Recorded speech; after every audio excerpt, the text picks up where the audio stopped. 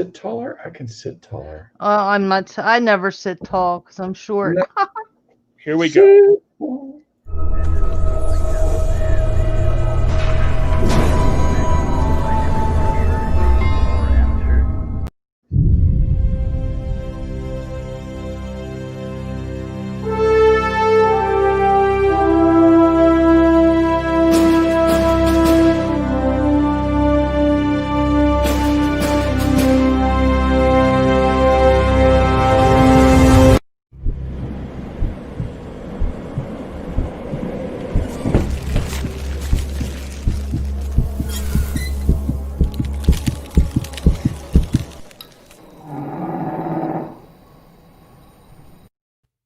Yeah, I don't know how many times I've seen that video, and I've never heard that noise at the end until just then. I don't know if it's somebody's pulling a chair or somebody.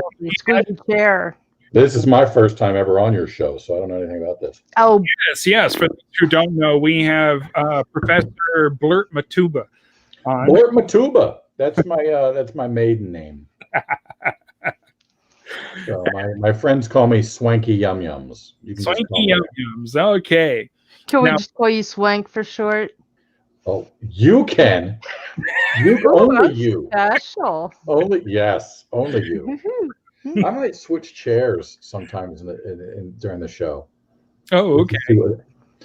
I have two chairs. That I use, and this one is my comfy chair, so I can do all that kind of stuff in it. And then for Christmas, my lady love got me this really cool high-tech chair. Ooh. It's one of those that's like an iron mesh, so it breathes and helps your back and does all that. But it sits taller, so I don't know how much headspace. And I like to do this during the shows. Hey, I don't blame you. So I gotta have some headspace.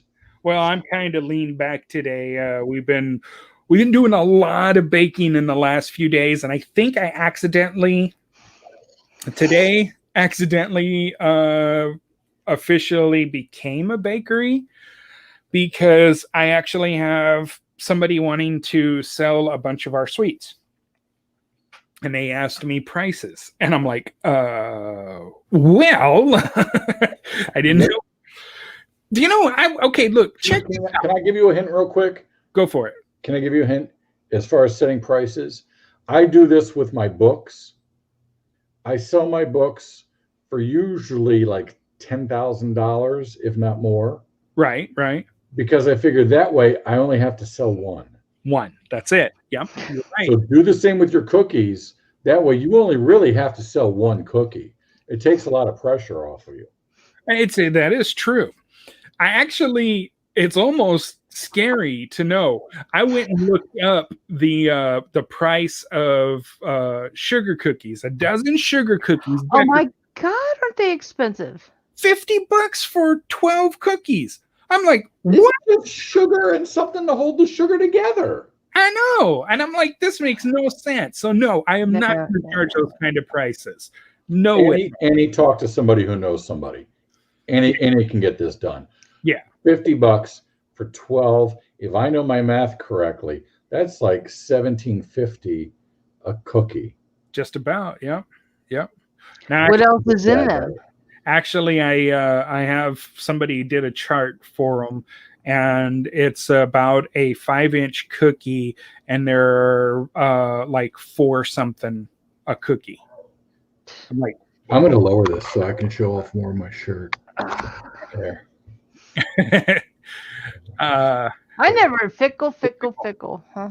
Fickle. That's me. I just never know what to wear. Okay, here, look. It's adorable and happy and sunshiny, though. Yeah. Well, Evie says at least cover the cost of ingredients. Now, you want to know something about the cost of ingredients, though? And then she says add 20% for labor. The cost of ingredients really do mothers do that when they give birth? No. They don't pay. They don't get paid anything for labor. That is true. Just that's just not fair. I have some crazy news that you're gonna go just ballistic over tonight. I can't wait to do it, but I do have it set up in an order, so I'm not getting there yet. I can't. I stumbled. I actually heard it 3 days ago, and I set it aside so I would remember, because I said, "Oh my God, you are going to go nuts." But before I do that, I got to give some exciting news to some of the listeners or those that will tune in later and check it out. You ready for this? I am going to be doing a cooking show from my kitchen. Yay! Yeah. So I will actually be getting the software by the end of this year to do some more, better edits and so forth. And I'll be putting it together, and we'll put it up on YouTube, and we'll do a cooking show. Now, I do have a name for it. This is going to make Greg laugh. It's called Not a Fat Cook. Or Not a Skinny Cook. Sorry, Not a Skinny Cook. Not a skinny cook. Not a Skinny Cook. And the reason is I heard this saying a long time ago from a restaurant, and I loved it. It says, never trust a skinny cook. There you go. I was once in a focus group, and it was before the Cooking Channel really got traction. They're still picking out their programs. And so they showed us all these different hosts and thought, who would you like the best? And there were a couple, let's just say, ladies that were very interested in a couple of these like really fit gym guys that work out, and would be like, this is a spatula, and they were saying, well, I think that's and I said, look at that guy. That guy's never ate a brownie in his life. You can't. He's never eaten a chicken wing. Do you know? You can't vote for that guy. No, you can't. But check this out. My wife and I, we like to watch some of these competition shows on the Food Network and so forth. And I'm like, okay, this is nice. This is great. You see these people, and they're working, and they're using their brains and trying to put this stuff together. And I can't tell you how many times I've never seen them taste the food before they hand it to the judges and say, God, I don't know how it's going to taste. You should never say that about your cooking. You need to know. If you're not going to eat it, you don't expect the other people to eat it. Yeah, but I also, on the other side of this, I don't want to have the cook doing this. No, it's good. Take it on out to him. Well, what one thing also gets me, and I'm watching some of these cooking shows. When I cook, my hair is up, completely up, yes. Ponytail or whatever. Yeah. Their hair's down. My bangs are messed up, but their hair's down. It's like, ew. Yeah. Do you want a piece of hair on the TV, so they have to have the look. Right. You can't, because otherwise you'd all be in hair nets. I used to work in a restaurant for a long time. I grew up in restaurants, and it would when they used to say you have to use a hairnet. My argument was, I'm a cook. I'm wearing a hairnet, and then I hand it to a waitress who has hair down to her butt, and she goes, and then puts the thing on her shoulder and walks it out to the table. Mm-hmm. So what's my hairnet for? Gross. Yeah. So no, my hair is always up. I wore one on my hair and then one over my face for my beard. And it's like, excuse me, you got some hair in my food. How do you know it's mine? Well, it's the one that's about as long as yours. If I hear that, okay, I brought it up, but that's one of my pet peeves. Yeah, it's a good one to have. No. Okay, I'm going to show you some other ones. I've seen some where it's hot in the kitchen. I forgot I took my towels out. But you see them wiping their face off and then going back in there, or I've seen guys or girls do this where they're touching their face and then go back and touch the food. And I'm thinking, ew, if I was the judge watching this, I'm not touching your food, because you have literally contaminated it. Exactly. Now, I will say in their defense, and you know this as well as I do, I will say in their defense, you don't know how those shows were edited. Okay, So, yes, you're right. technically As a speaking, you producer, can have a shot of me going like this, going like that, licking my fingers, yeah.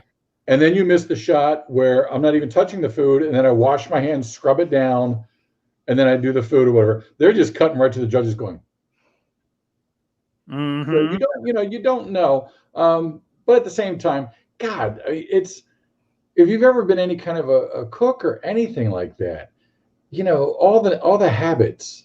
I mean, how many times you just scratch your face and look down? Yeah, And, or yeah, exactly. I'll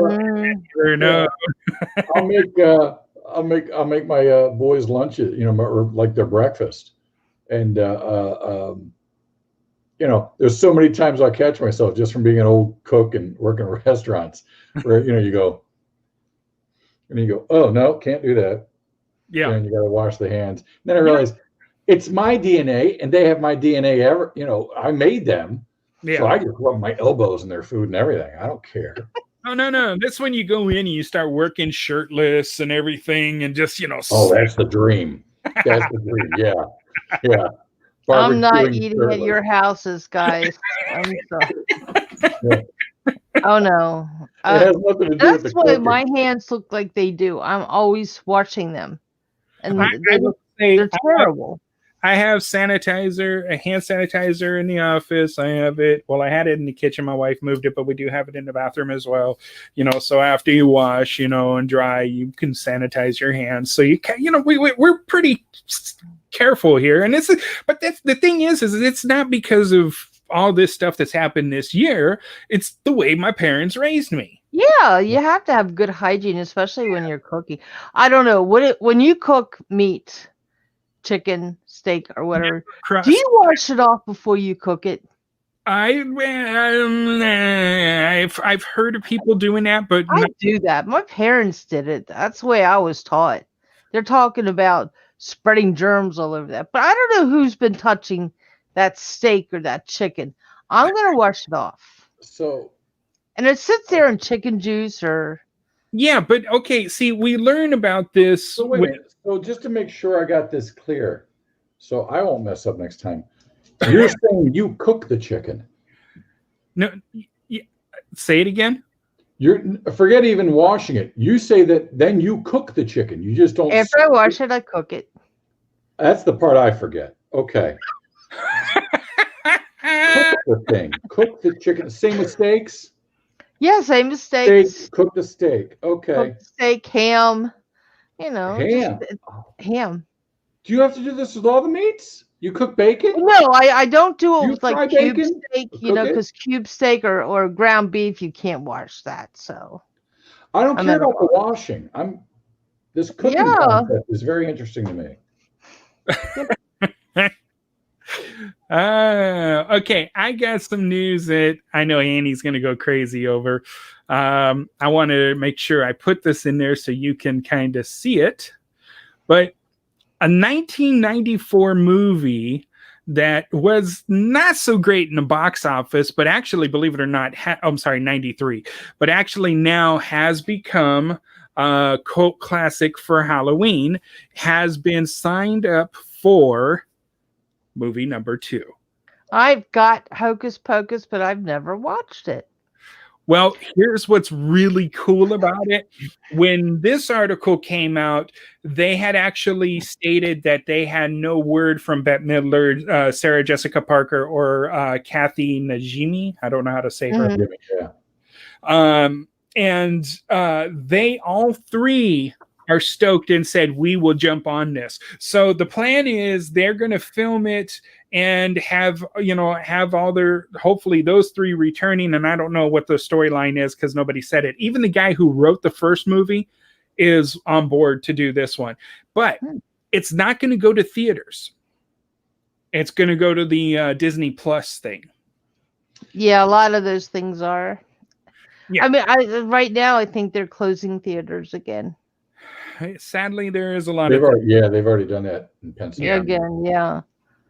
But there's things that people can do and don't do. And I see this one. Man buys 160 tickets for one lottery drawing and wins 160 times. That's a lucky guy. Somebody tell me the math on this because I do not understand it. Mm-mm. This math is just blown me away. Wow. Yeah. So, no, I just heard a big boom. Oh, well, that's what the booms could be. Something as simple as, they say the odds of winning the lottery are like getting struck by lightning. Maybe that was a close call. Well, if he won 160 times, it would be the same number. Yeah. So technically speaking, he only really had to be lucky once. He just happened to really believe that was the number, and the other 159 were just adding on to it. The question is, does he think that if I pick this number 160 times, that's the way the balls are going to fall? Peer pressure. Yeah, but okay, but what kind of lottery was he playing? Was he playing pick 3, pick 4? Pick 4. Pick 4 drawing. So he could have 5285 and I'll take that for 160 for $1 box or something or straight or. Yeah, see, I don't know all those. It's like I don't either. I don't play. That's I don't know anything about it. I mean, I might do the fractals, but that's been forever ago. That's what I would do, but I don't know anything about it. Look at Annie. Look at Annie. What? The fact that you're just so beautiful when you do that. You have all this incredible info that you share, and then you go, but I don't know anything about it. No. Right now, I can see. I don't play. We keep saying about hitting the lottery. It's like, well, hey, everybody at home, everybody watching this, pay attention to Annie's hands while we're doing this. She's dealing blackjack. Watch her. You can tell she's doing it. See, she's getting that. I see that poker face every now and then. Slap off some Kenny Rogers there, gambler. The blackjack, I know. See, I caught you. And I like playing poker too. So Texas Hold'em, you got it. Yo, you go. Oh hell yeah! Oh yeah. Yep. Now, see, that's something I will do. I will go play Texas Hold'em. I haven't played in a while. I have to say the same. When I was up in Fort Worth, I got to do some contests up there, some actual tournaments and stuff, and it was a blast. And it's funny because now I watch so World Series of Poker every now and then. I like watching that. And you see these guys with, almost like the Unabomber look going on. They've got the hoodies on, the dark sunglasses, and you're thinking, dude, are you going to bet or are you going to blow the place up? I got to watch. Better bomb. Make up your mind. Better bomb. Better bomb. There you go. I'm going to change my fickle shirt. Better bomb. Well, speaking of Philadelphia. Were we really?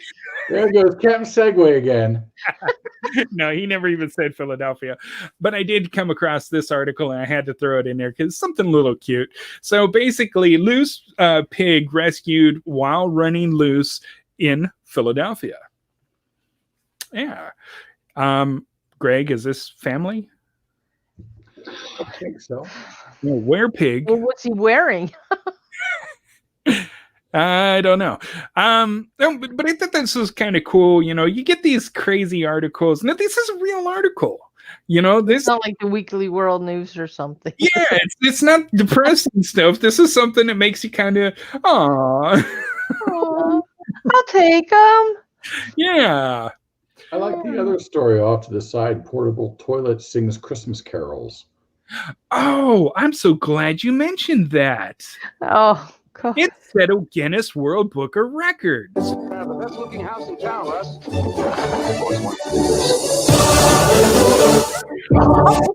Good Lord.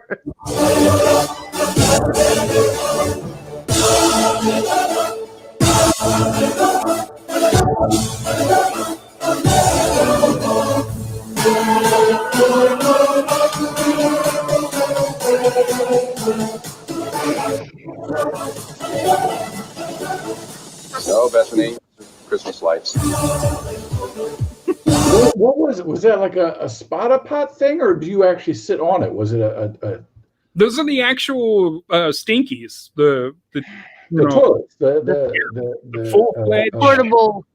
Yeah, they're as was written in the ancient Egyptian language, the crappers. yeah. That's In California, they call them stinkies. It's actually really? That it's doesn't actually surprise me. it's Nothing actually from California surprises me. Oh, well, well. according to the Guinness World Book of Records, because this was this set a record. It was done in Indiana, and it is a total of 32 porta potties done up with all that. And yeah, they have little lines from Christmas Vacation and Elf, as from what I've heard. Yeah. Wow. And who Caroling said- crappers. I who swear. says we've lost our innovation? You know, we're America's number one again, and apparently number two. Yeah, I still love that opening line on that series. God, what was it called? God, I can't think of it now. The guy that was in Dumb and Dumber. Jim Carrey, Jim Carrey? Yep. The other one. Jeff Daniels, That one. Jeff what? Jeff Daniels. Jeff Daniels, yeah, the guy who played Joshua Chamberlain. Right. He was in a show they were doing, like the news and stuff. Oh yeah. He was brilliant in that. Yeah. Oh my God. And his opening line, America isn't the greatest country in the world. Yeah, that speech is iconic. That's I'm telling you, but if you go look up the numbers, of course, at that time, they were spot on. mm-hmm. Literally were. If you can remember the movie or whatever that was. It was a series. It was a TV series. Yeah. Showtime or HBO series, one of those kind of deals. I'll check it out. Yeah. I'll look it up and get it to you after the show. But yeah, oh my God, it was out. I think I saw that a long time ago.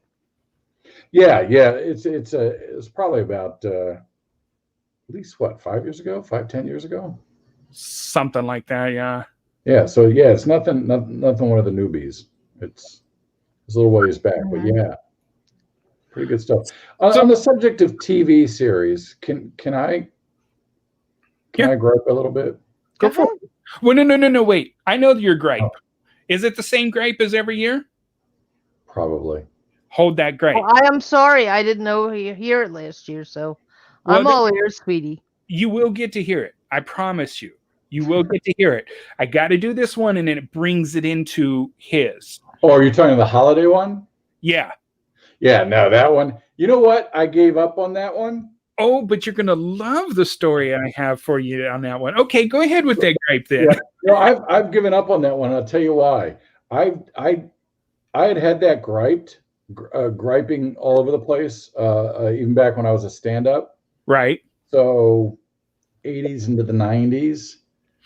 And then what was it? A couple years ago, and you and I were talking about this. A couple years ago, it became actually like this big politicized debate argument, and it took all the fun out of it.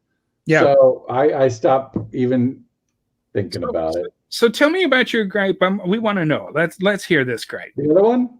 Yeah. It's not. It's a gripe, but it's not really a gripe. It's a and I hate to do it because it's one of the most popular shows out there. Okay. And they push the hell out of it. And who knows? One day you and I have a different reaction to TV people with big shows coming on our shows. They love you, and after half a show with me, they leave. Yeah. What is it? So, because I can't keep my mouth shut. It's because I can't keep my mouth shut. I realized Annie should remember this show. We had a very big paranormal guest on our show one time, and I think I said something wrong because she was gone. Oh wow! And that was Miss Patty Greer. No, I must not have been there. Yeah, what did she do? You were there. We were talking about her, the crop circles. The crop circle lady, yeah. And then all of a sudden, like I said, halfway in, was gone. She just dropped. Never even came back. Never even responded. I was like, maybe the ship finally came. Dude, I summoned my inner Greg. Not to have nightmares, Annie. Thank you. Yeah, I summoned my inner Greg at the time. Now, I have a pet peeve with, and I think they're like on their 8th season, and I just don't get it. We can't be that starved for entertainment. The Oak Island thing.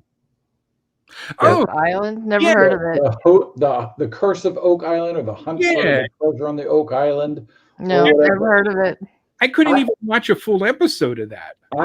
They're going like I said, an 8th season or whatever, and they do 12 episodes a season, 20 episodes, whatever. Is that like a reality TV thing? It kind of is. There's this historical place, Oak Island, and there's a treasure that's buried there. But it's a booby-trapped treasure. It's like in a deep, deep hole, a deep well. And every time they try to dig into the well, and this has been going on since 1800s, maybe, EW? I mean, it goes back a ways. It goes back a ways. They give you the first episode, the reason I started watching it was because of the history of it. The history is cool. The history of it is cool. But these guys, the 2 brothers bought it, and now they every year dig deeper into it, but then it automatically fills up with seawater and stops you. So it's got these booby traps that are built in it, and nobody knows who built it. No one knows what treasure's in there. I think the treasure is all the money they're getting for the TV series. That's the treasure. I agree with that. I just don't understand how we don't have the logic. I'll teach you a little trick about TV. So let's say Curse of Oak Island is going to be doing 12 episodes this year. Don't waste time watching episode 4 or episode 6, because there's 12 episodes. If they find the treasure, the series is over. So just check in with the 12th episode every year. Yeah. If they don't find it, don't even have to do that. Just read the little description about the show. You know, if they find it, it's going to be all over the news. It's going to be everywhere. They found it. Oh my God, Oak Island. So why even? But this thing is like, and I know people who watch it religiously. Did you see it last week? They found a coin. Yeah. Like, just logically speaking, it's show 4, dude. What are they? If they find it, what do they do for show 5? Yeah. Okay. Are there any females in there? I don't. In that show? What are you talking about? No, because I'm gonna say this. It's like, okay, Mom, where's my blah blah blah? Mom always knows where it is. That's it would be over. It would be over. Just give me 5 minutes. I'll find it. Mom I put it in there next to that other thing that it looked like. Guys don't ask for directions, so yeah, there you go. No. I get so fed up with these shows, like the one on the Weather Channel, and I don't even know why it's weather. But there's a show, I'm not kidding you, on the Weather Channel, Why Planes Crash. Because they didn't stay up in the air. Yeah, episode 1, gravity. Yeah. It's the end of the show.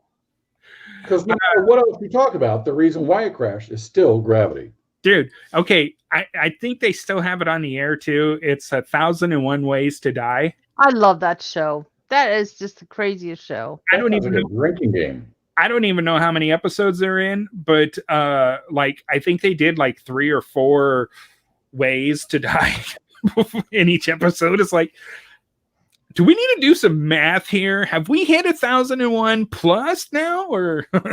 Okay, yeah, it depends how long it's on. So it's not all. Okay, I've never seen it, so it's not all in one show. Oh, it's funny as hell. No, it's not all in one show. So basically, every episode they knock out 2, 3, 4. Oh my God! My favorite one was this guy who's spinning his sign and somehow screws up and accidentally decapitates himself. Get out! Is you serious? It's literally. I gotta find that. Excuse me. I gotta. This chair's not very You know comfortable. what? Go do it again. I'll do it. So I'm Okay, with ready? you. 1, Yeah. 2, 3. That way, not everybody's just looking at you going, "What is wrong with her butt?" No, okay, guys. That way it looks like we're- I've got a very uncomfortable chair right now. Yeah. But do you want my other one? No, it's all right. Okay. I was so happy to get this one, and I realized I really need more padding on it because I'm short and I keep kind of sinking down. So Okay, so here's a song. sorry. I'm gonna fast It's forward. cold outside. I've got to go away. Are you familiar with this song? Outside. Okay. This is Now, I played this song because, and I'm going to put this word up for everyone to see. Let me zoom in on it. That's right. Misogyny. Misogyny.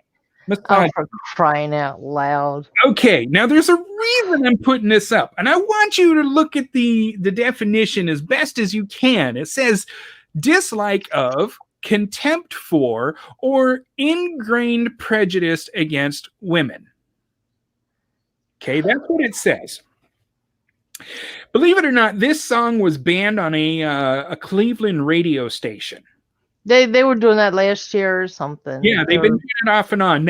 Everyone's claiming that it is not appropriate to the Me Too folks. Okay, now I don't have a problem with this, but when they did when they asked this Cleveland radio station why, they said, and I put this word up for this quote. This is their actual quote.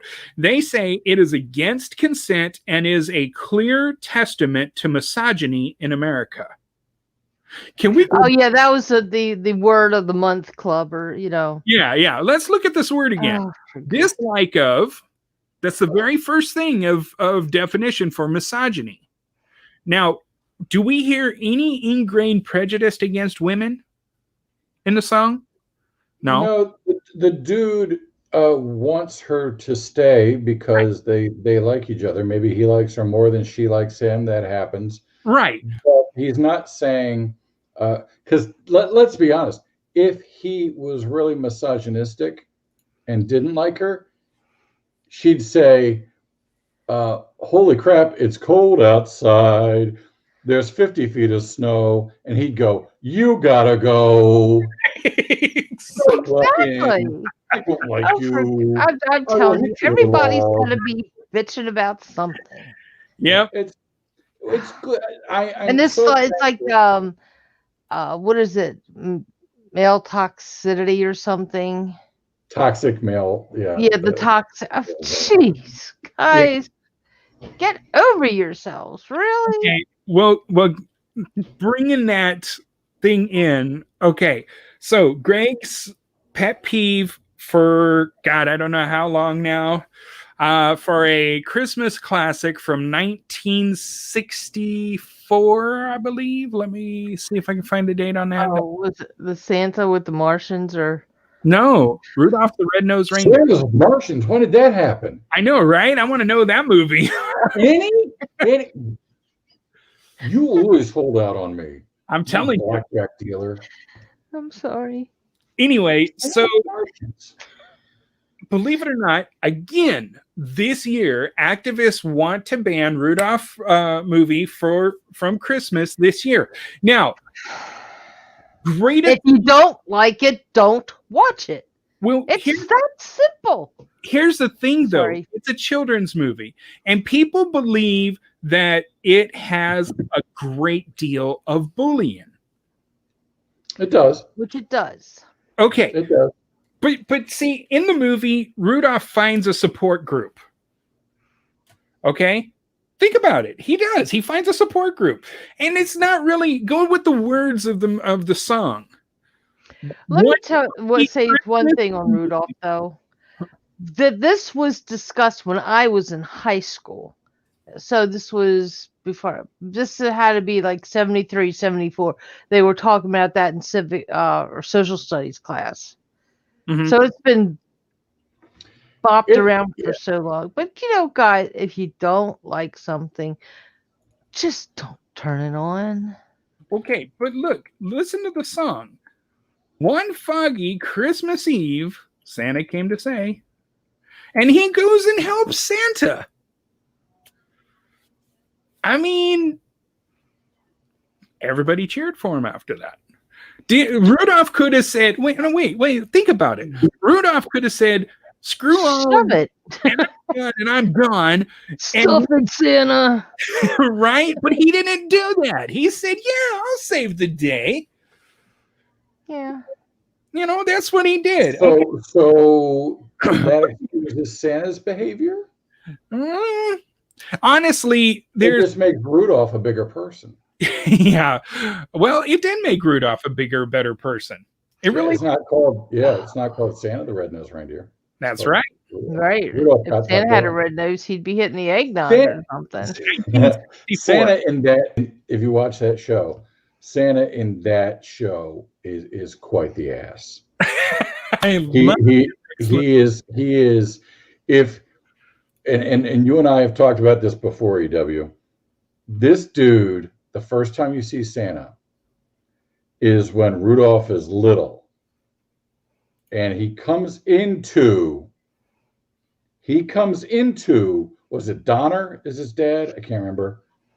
I forget. He comes into the house or the cave because they live in a little cave. They're reindeer, and he walks in, and his first thing out of his mouth is a song all about himself. Yep. Jingle, jangle, jangle. I'm the king of everything. So he's bragging on himself the first second he walks in, sings this whole song about himself, looks down and goes, whoa, look at your kid. He's a freak. Get rid of that kid. You and I have talked about this, EW. Somebody comes walking in my house singing songs about how great they are, and then turns around, looks at my kid and goes, he's a freak. Get rid of him. I don't care if it's my boss or not. Yep. I'll be looking for other employment. I don't care. Santa's limping out. Okay, so here's the thing, though. This is something that I have to ask the question on. Let me point out a couple of things that people are pushing on it with the song, with this included, and they're saying the video notes an instance in the film where Rudolph's father verbally abuses him. The father of Rudolph's love interest is called a bigot for forbidding his daughter from being seen with Rudolph the Red-Nosed Reindeer. The video includes various reactions to the film from Twitter, one saying yearly reminder that, Rudolph the Red-Nosed Reindeer is a parable on racist homophobia with Santa as a bigoted expletive. And the rest of non-family friendly. I have been an expletive before. It's not fun. Okay, so here's the big question: is removing the movie the right thing to do? Is it going to change anything? No. That's the thing, because Boolean, we've done Boolean shows. Greg and I have been parts of Boolean shows here on the station. And, even oh God, what is her name? I forgot her already. Joan V. She had her show and she talked about Boolean. And let me tell you what, Boolean happens whether it's on a movie or not. And there's kids. And I'm sure it happened before Rudolph the Red-Nosed Reindeer got written. Here's the deal. I think Annie has the right idea. I actually saw. Just don't watch it. Just don't watch it. I don't think you have to. The problem is there is a gigantic culture that wants to change the world. Yeah. And they want to put their name on something. Well, that they change the world. 15 minutes of fame, as it's called. And there are so many ways you can make a difference. And to put all your chips down on wiping out a 40-year-old Christmas special. That's if that's what you want to go to bed with, if that's what you want to, at the end of the day, if you want to say, on my tombstone is written, I got Rudolph off the air. The erasing culture is just, it doesn't make it go away. It's gotten so out of hand. Yeah. It's pathetic. I agree with Sarah. Put a disclaimer on it. Just And here's the other thing. Spin it to the positive then. Spin it to the positive.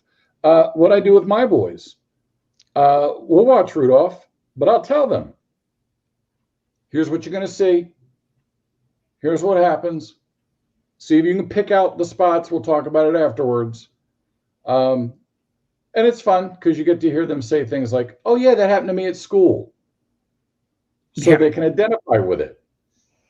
Okay, then in some ways, Rudolph helped because we got to sat down. We sat down. We talked about it. We watched it.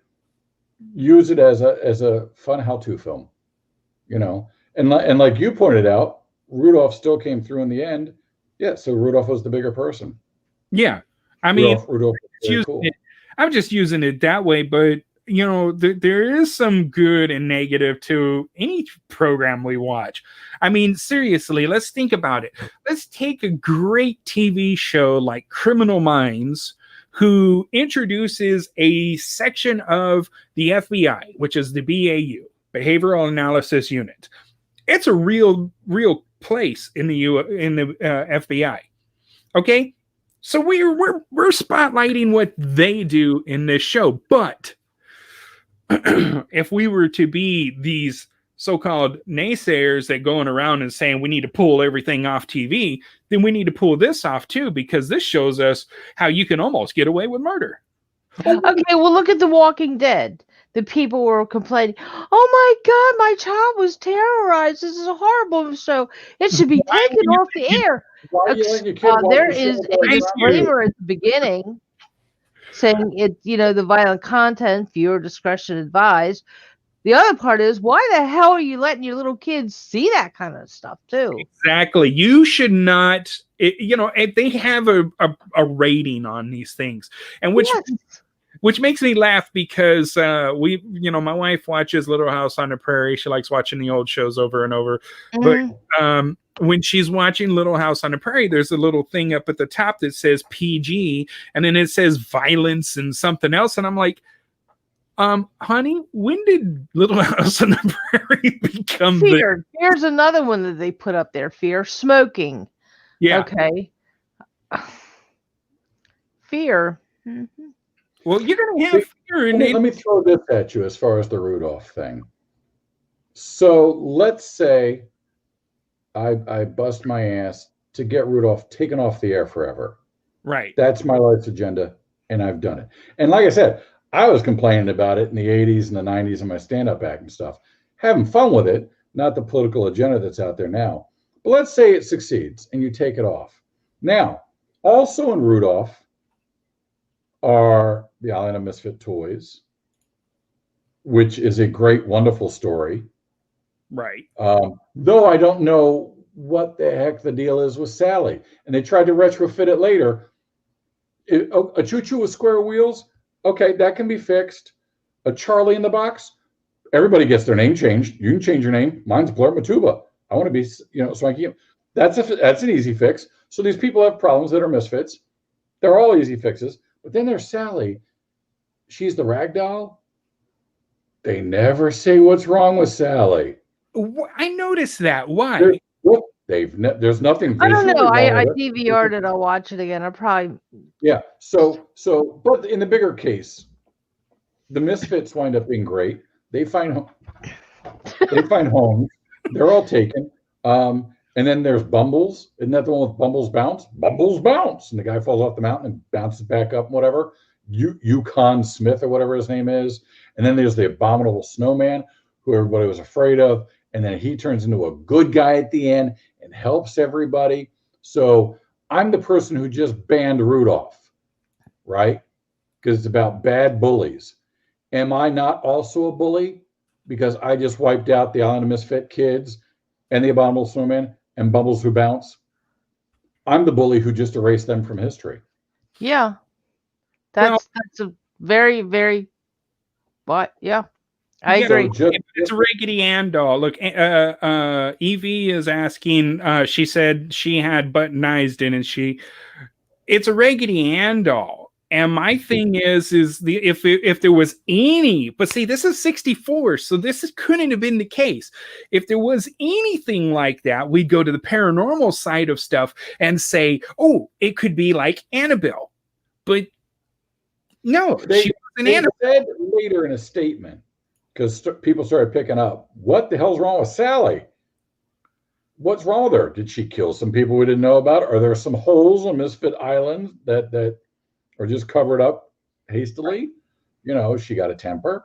And they said that she has some neuroses that they never really came out and talked about, but that's her deal. She has some neuroses. Mm-hmm. Hey, okay. Dale. You know, so that's pretty heavy for a kid's show.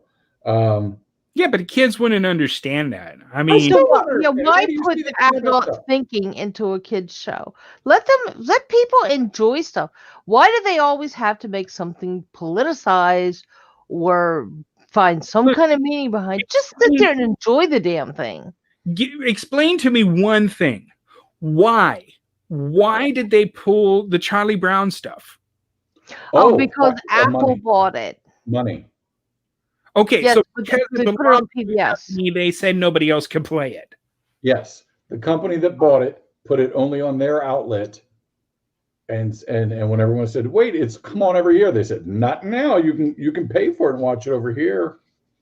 So yeah, I couldn't do that. No, but it is going to be on PBS. And what did you say, Sarah? The 14th. Yeah, I think she put a post in. Yeah, I think she said the 14th. It doesn't matter anyway. I already missed the Halloween one. I saved it. You can't watch the Christmas one without watching the Halloween one first. And of course, I'm going to DVR it. Okay, it's time. If we're going to have to do it, we're going to watch Nightmare Before Christmas. There we go. So it's where's Sweet Lady Hit'em? Where is she? She is actually watching in the master bedroom. Yeah, see, this means you could say hi. Well, why is it called the master bedroom? Because she's the master. She will kick his butt. That's why. Go, That's why it's the master bedroom. Say it again. What was that? It's him. That down there he is. Wait, there. Yeah, he's trying to get the angles right. Hit him. You're in the master bedroom. Show them why you're in the master bedroom. Okay, 1, 2, 3. Ready? 1, 2, 3. We got a wave going on here. I almost knocked it. I'm sitting on about 10 phone books because I'm very short, and I think I just scooted. Oh, you are not. So let's think about something here. So we've had. 1 second. Oh, she had to drink. Yeah, I want it quiet so I can drink it without coming out of my nose. Yeah, that's what it was. She didn't. Real quick, what's the Christmas special with Heat Miser and Freeze Miser? That one, I never seemed to catch it. Oh man, that one used to kick butt. You know the one I'm talking about? I'm Mr. Heat Miser. I'm Mr. Sun. What? Wasn't that Rudolph? No. That was I don't know, because there's so many. There's the year without a Santa Claus. Santa Claus coming to town. No, I think you're right. I think that was the year without a Santa Claus. Yeah, I don't. There's so many of them. I can't keep up. But yeah, Mr. Freeze Miser, Mr. Heat Miser, they were all. Here's the thing that gets me. He talks about not liking the shows and stuff, but boy, he knows how to sing them, doesn't he? Yeah, you don't know how to. Yeah, that's the whole key to it. He's got the sing-alongs with each one of them. I grew up with that generation, man. I'm old. I grew up with that generation. If you taught it to me for 10 years, I wouldn't get it. You put a song to it, you know. Well, nobody realizes that the people, in order to form a more perfect union, establish justice and jailhouse, not jailhouse. Yeah. Provide for the common defense, promote the general welfare, and count the blessings of Schoolhouse Rock. Yeah. You have to sing it. Here's the thing. Your Oh, favorite wait, can I show off the one? Okay, wait, I want to show off the one. Let's see if I can still do this. your favorite person is as singers. My favorite person? No, I'm talking about my favorite thing that I've learned from a song. No. Who's your favorite singer? Who's my favorite singer? You? Yeah. No, you used to. Thank God. You used to quote him a lot. He also did the Frosty the Snowman. Oh, well, he's more than just a singer. He's a god on earth. Oh, you mean Burl Ives? Yeah. Burl Ives, yeah. Burl Ives is the guy. Burl Ives was he once killed a polar bear with a pine cone. That guy was tougher than. I got one of his albums here from my grandma. I have to agree with this comment from Evie. She says that I miss Schoolhouse Rock. Yes. Let me show off for a second. Let me see if I can still do this. Okay. This is one of my favorite ones from Schoolhouse Rock that I learned. Let's see if I can do it without messing up. 3, 6, 9, 12, 15, 18, 21, 24, 27, 30. Let's do it backwards. 3 times 10 is 30. 3 times 9 is 27. 3 times 8 is 24. 3 times 7 is 21. 3 times 6 is 18. 3 times 5 is 15. 3 times 4 is 12. And 3 times 3 is 9. And 3 times 2 is 6. And 3 times 1 is 3, of course. Do it again. Nailed it. Let's see if you do your 3 table. I am so impressed. And right. I'm just a Bill sitting on Capitol Hill. Yeah, and he's still going to be there. Yeah, for a long time. So, yeah, I can still do that with the. You know what one used to freak me out with Schoolhouse Rock though? Figure 8. Oh, do you remember the one for Figure 8 where the girl's just skating by herself on the ice? When you skate a figure 8, it's like, oh my God, John Carpenter did that one. That's horrifying. Right? That's not right. That's not good. Well, I don't know. We talk about all these shows and talk about, everybody's saying we need to ban them, pull them off, and all that. What are we really accomplishing when we do that? We're drawing more attention to the show than you really want, if that's the case. If they're saying everybody tunes in to see what the big deal is. Exactly. Well, what was the movie? The Passion of not the Passion. There was one at The Last Temptation of Jesus. That's what it was. Last Temptation of Christ. Yeah. Yeah. And I've never seen that. All these churches protested that movie. Dude. You know what happened? Yeah, it became a big hit. Yeah. I will tell you one of the freakiest stories about that. I lived in Michigan at the time. And there were protests in Michigan from all these church groups, right, banning it the weekend it came out. Myself and 2 buddies were walking up to the ticket booth, and we had a police escort to get to the door because the protesters were blocking off so much, so they had to stay behind these lines. We got spat at. Whoa.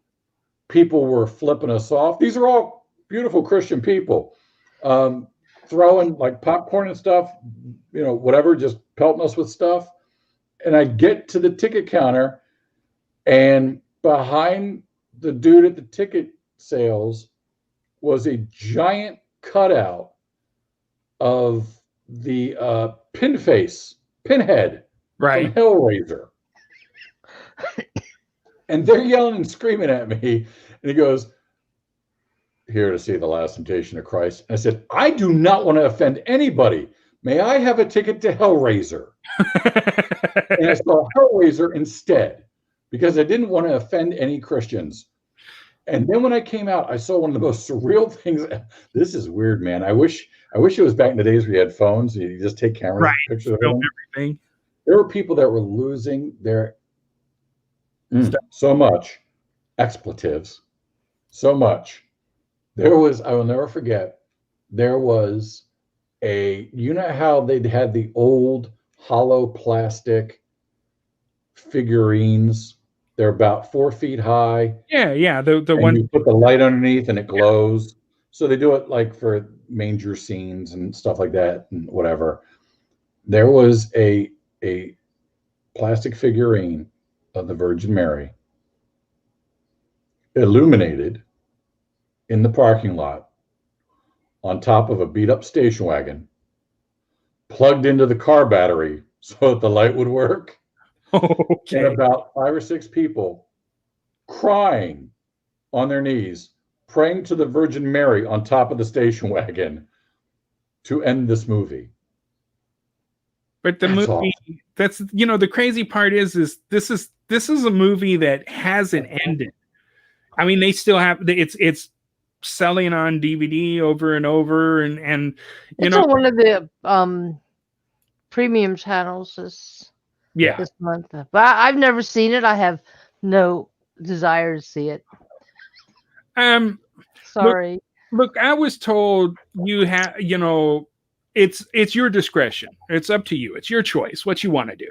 And so I watched it and I was like, okay, so really what, you know, I understand what they were trying to say, and there's scholars who claim that part of that might be actually true.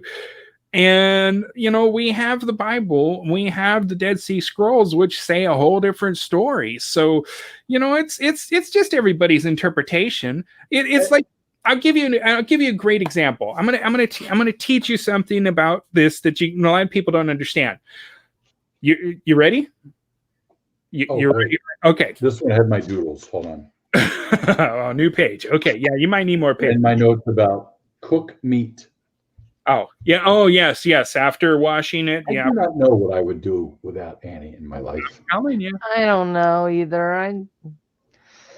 Okay, so the things that Jesus went through when after they arrested him and, you know, for the crucifixion, literally the movie The Passion shows maybe a fraction of what he actually went through.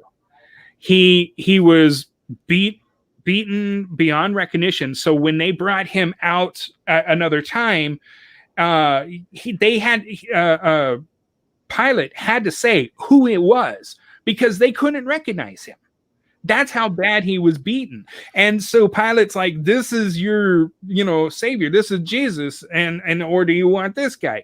You know, so as he's pointing that, but the movie doesn't portray that. Then there's that cat o' nine tails, which is this whip that has, like, you know, made out of leather, and then the notches. Yeah. And then they have all these things tied to the end. And when there's a part in the movie where it just literally grabs onto the skin and rips it off.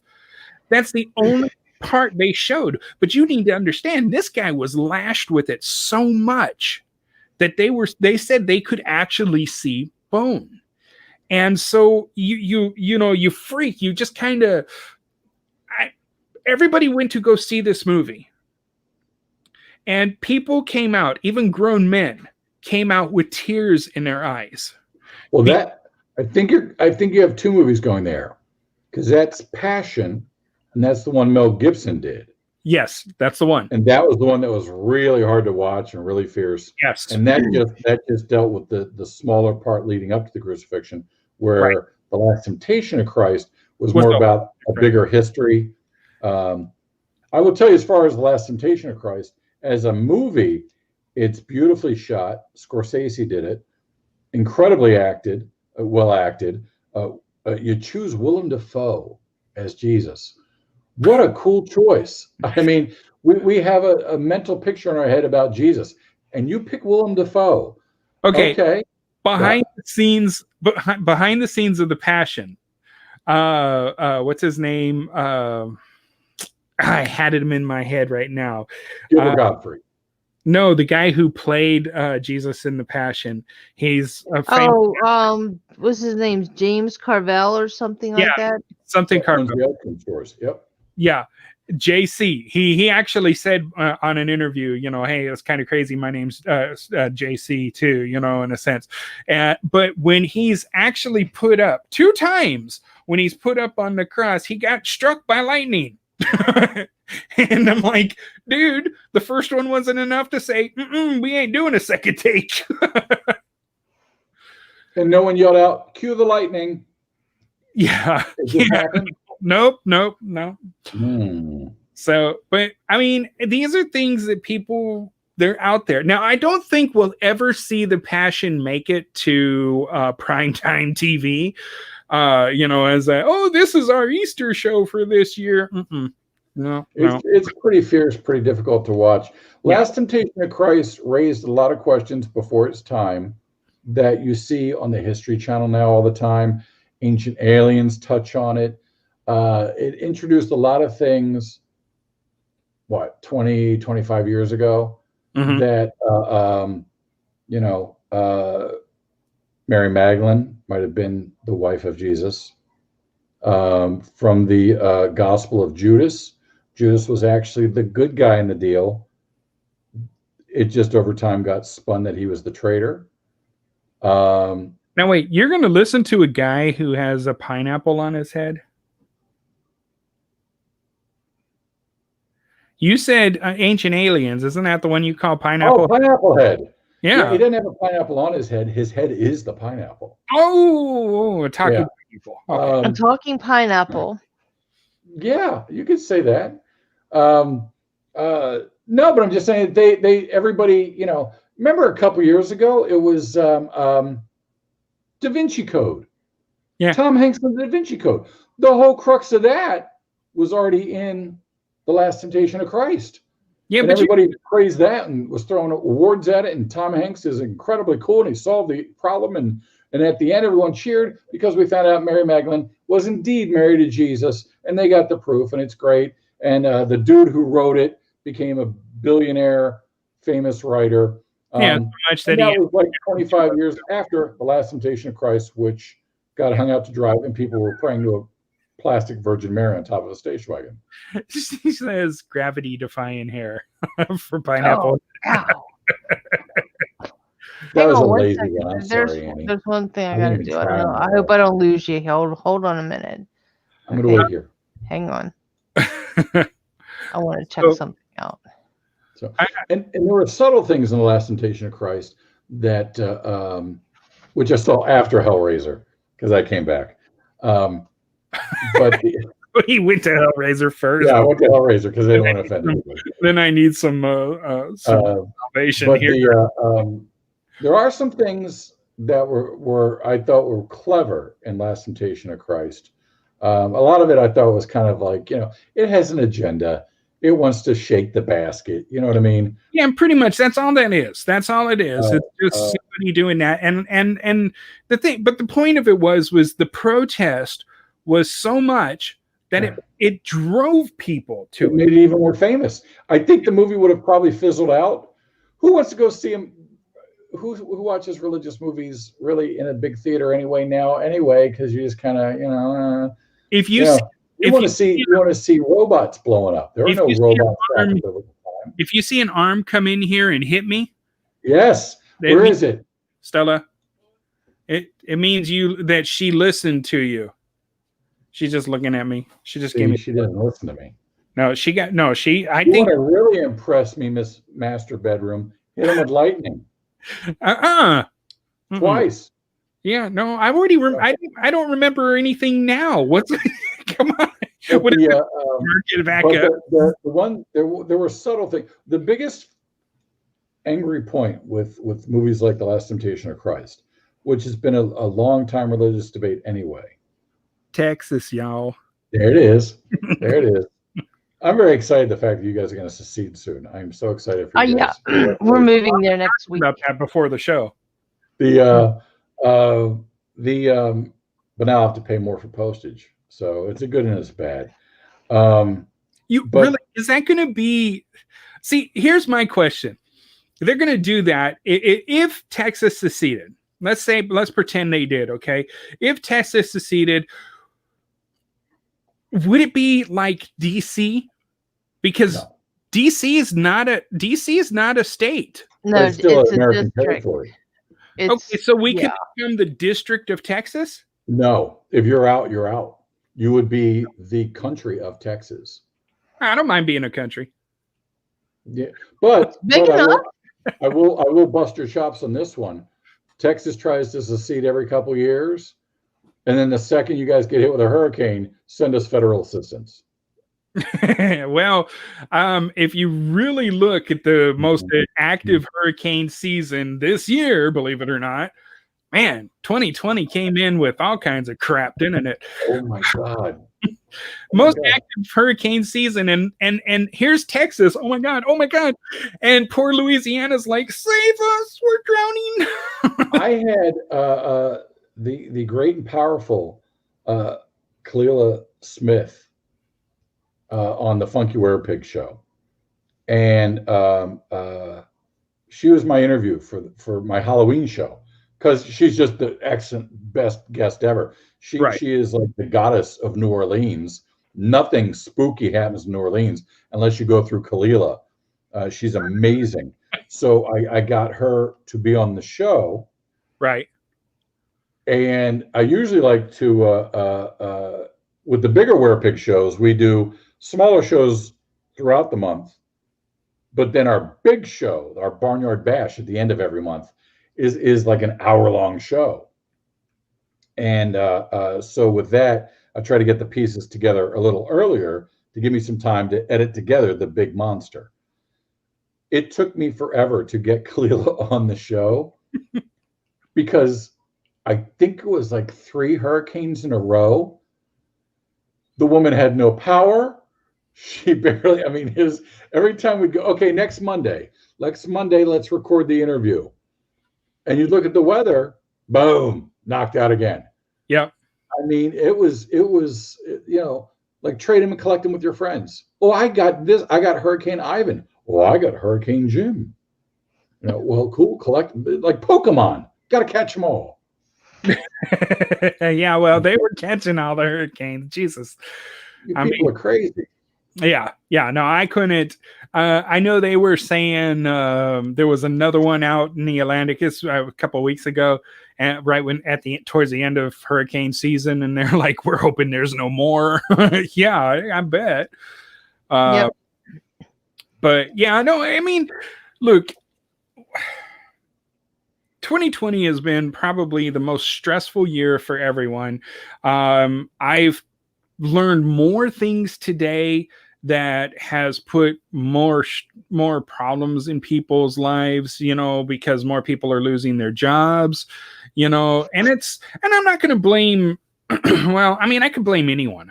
That's the whole point. We have opinions. We can make our own opinions. We can voice our opinions. We can do those kind of things. But the point is that creating a solution? The answer is no. It's not creating a solution. The solution is people joining together and doing something like the McDonald's that had over 149 pay it forward drive-throughs in one day. Who was the idiot that couldn't make it to 150? 149, and that last, we just need one more for 150. No. I'll take my Coke and go. Yeah, I'd be like, how much is that? I want to find that guy. Yeah. How much was his? How much? Oh, no. Yeah. 149. You can't even round up. Come on, dude. Oh. I looked this up for you, Swank, just for you. Okay. Are you ready? It's Santa Conquers the Martians. It's a 1964 movie. It's a 64 movie? Really? With Pia Zadora. Really? Yes. That's Santa? That's the only way I remembered. I knew she was in it, but I had to look it up at IMDb. So Santa conquers. Santa Conquers the Martians. Reverses. He conquers. He conquers. Ow. Conquers. I have got to get a new seat cushion. Wait, you have a couch? Go grab one off a couch and bring No, they don't come up. Oh. We got the couch that has those recliners at the end. Yeah.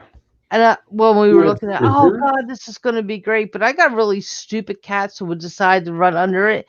And if I'd put it down, I'd be so terrified that I would, I had the same deal with my boys. yeah. Just like throwing a whoopee cushion under there. The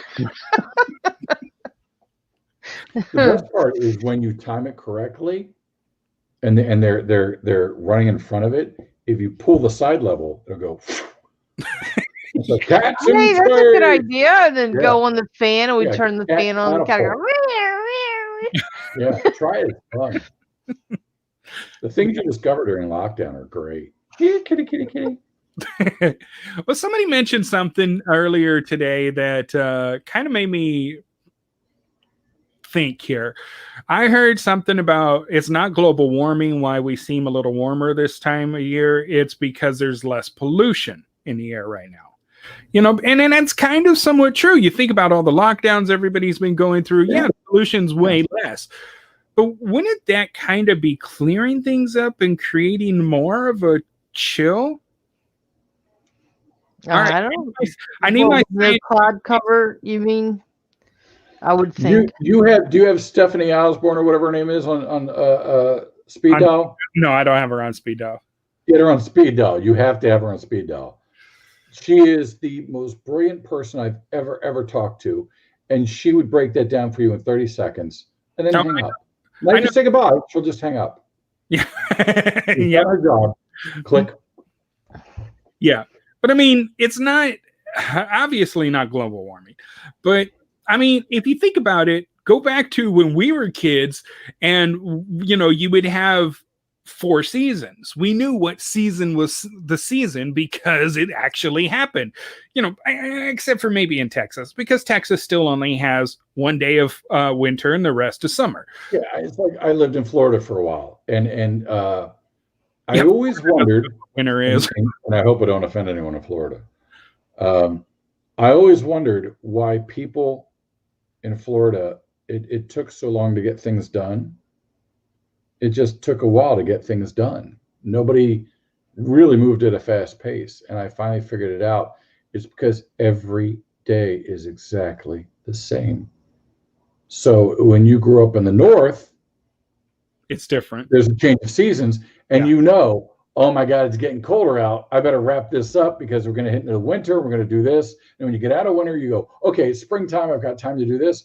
In Florida, every day is exactly the same as every other day. So you mentally just, you're not in a hurry because there's no passage of time.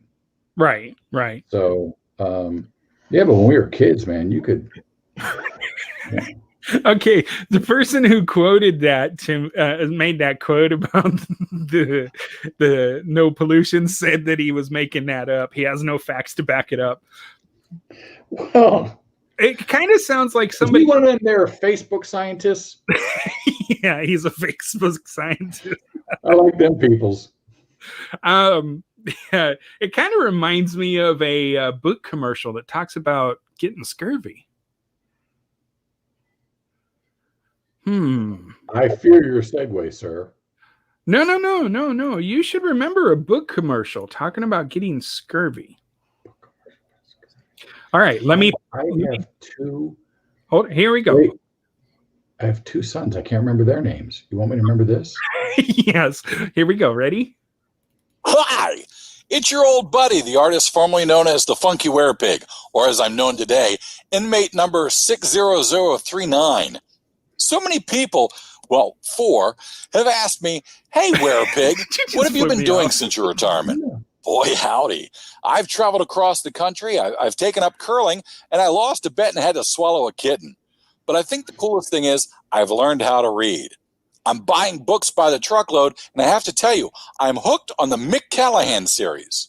Award-winning author Harry Shannon has created a heavily flawed character who's not afraid to do the wrong things to make things right. Every book is filled with action and suspense, and at least one bar fight. If you like fictional badasses like Rick Grimes or Mad Max or Hillary Clinton, you'll love Mick Callahan. Memorial Day, One of the Wicked, Eye of the Burning Man, Running Cold. The entire series is available wherever books are sold, and the brand new novel, Devil in the Clock is out in print or ebook right now. Hold up. What time is it? Yes, it's out right now. The Mick Callahan series by Harry Shannon. If it's not on your bookshelf, you'll probably get scurvy. That's just simple medical fact. It was on CNN. I have no reason to lie. Get your copy today. Copy of what? Jesus. Oh, the new Mick Callahan book, Devil in the Clock. Today. Yeah. You remember recording that one? I didn't think so. It's been a while. I have no recollection. By the way, TJ says hi. I love TJ. Oh, I know you haven't heard. TJ. He is Wow. such an awesome dude. I get to stop by on the face space every once in a while and check him out. Make sure he's behaving. He's one of those guys you got to kind of watch constantly. Yeah, right. That, but I love that dude. He's awesome. See, I want to know, when are you going to run for president? Are you finally just going to do it and run for president? I ain't getting anywhere near any of those people. Come on, I love I'm not. They're I'm all not- crazy there. I ain't. I'm I- All crazy. Let me put it back up. Werepig 2024. The no pants man with the plan. Yes, and the plan is just to keep those pants off. It's amazing how many people stay away from you when you just have your pants off. Yeah, I bet. Do not believe all the Walmarts I'm banned from. Uh-huh. So yeah, that's where it gets bad. No. That's why I can't stand all the way up when Annie does. I just do this little thing like that. I know. I got to get a better cushion for my I'm just saying I can't because it's Yeah, well, no, we didn't have to tell anyone it was a cushion thing. We were all just working on the wave. Oh. days away. Yeah, the wave. Pathetic wave. There goes that poker face again. She must be dealing some more black. You see that? It's if you watch your kids at home, right? She's really good because the shoulders never move, but every once in a while you'll see something like that. You see, like she's dealing. But you see like the elbow twitch or whatever, like a thumb pop up real quick, but the shoulders never, and the face is always. She's got that. Yep, that poker That's face. the thing I wasn't drinking. Last week, if you guys haven't seen it yet, you can go back to last week. You'll see that poker face, and even down to the. Oh, she's. See, there it is. There it is. Ow. Oh. What? You think I have a less hand than yours? No, ma'am. No, ma'am. You win. I fold. Yeah, blackjack is also a weapon. So Yeah, just- right? I got one of those too. I don't doubt it at all. I thought you were going to go up and get it. I'm not exactly sure where it is at the moment. So maybe you're sitting on it. Maybe that's why you're uncomfortable. No. My father put it somewhere. I haven't found it yet. This is a true story. This is a true story about my mother-in-law. Scariest person I've ever met. She was like 4'8", maybe. I don't know. I've never dared to measure her. But I know that I would never approach her because she was about as huggable as a rattlesnake. She would take you out. And we were at a public restaurant somewhere. I don't remember those days. And we were all eating together. Wait. Let's go back. What's a public restaurant? Yeah, they existed. I feel like Waterworld. Yeah, right. Yeah, there's dry land. And I'm not kidding you. We were all sitting there discussing whatever it was and getting the bill and clearing things up. And she reached behind her because she was uncomfortable. And from the crack of her butt, pulled up a steak knife. A steak knife? Was she stealing the steak knife? I don't know. That's a thievery I've never heard before. Did you go out with Sophia Petrillo? Who is that? Was she in the Conquers the Martians? No, she was Dorothy's mother on the Golden Girls. Oh, yeah. She was kind of like that. But she claimed it had been there and she just sat on it and then she realized that's why she was uncomfortable. that I guess the previous table or the busboy or whatever knocked it on there. But I'm like, how do you sit on a knife for like 45 minutes and then just kind of pull it out of the crack of your butt?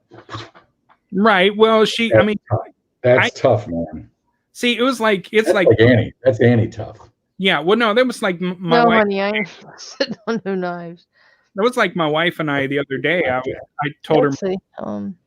I told my wife my butt fell asleep. She goes, "Oh, I know. I hear it snoring."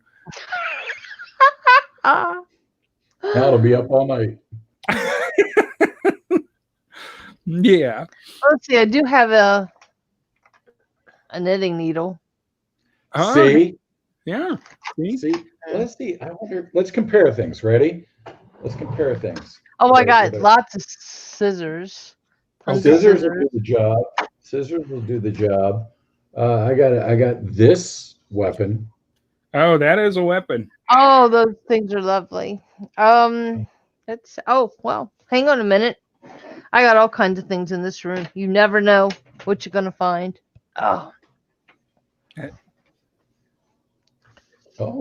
I should send you one of these. What in the world is that? I don't know. It was my mom's. It's because she was short too, and it just helps you to reach stuff. Okay. Yeah. Look, if I'm going to do weapons, I'm going to do this one for Greg. I got one of those over there. It's my only fan. If I didn't have my wife, Texas would have carpal tunnel swiping left. Mm. Yeah, so my Tinder account. Yeah. So we've gone over everything we can today with the positivity and trying to give everybody a cheerful outlook for 2021. We make New Year's resolutions every year. No, I don't. Oh, no. On average, people make resolutions. They don't ever really keep them, but I want to make one that everyone should make for next year. Turn it around. If I said it, not you, it, unless you became cousin it. Annie almost went full exorcist there. Yes, she did. If I don't cut my bangs, I'm going to be cousin it. So my thing is, say, turn it around. And let's just finally tell everyone some kind of positive reaction for 2021. Give them a smile. Tell them something cheerful. Tell anything. Just one person. You know what I do, and I really think this is. I see somebody that got, I like their hair, or I think their outfit's nice. I tell them. Yeah.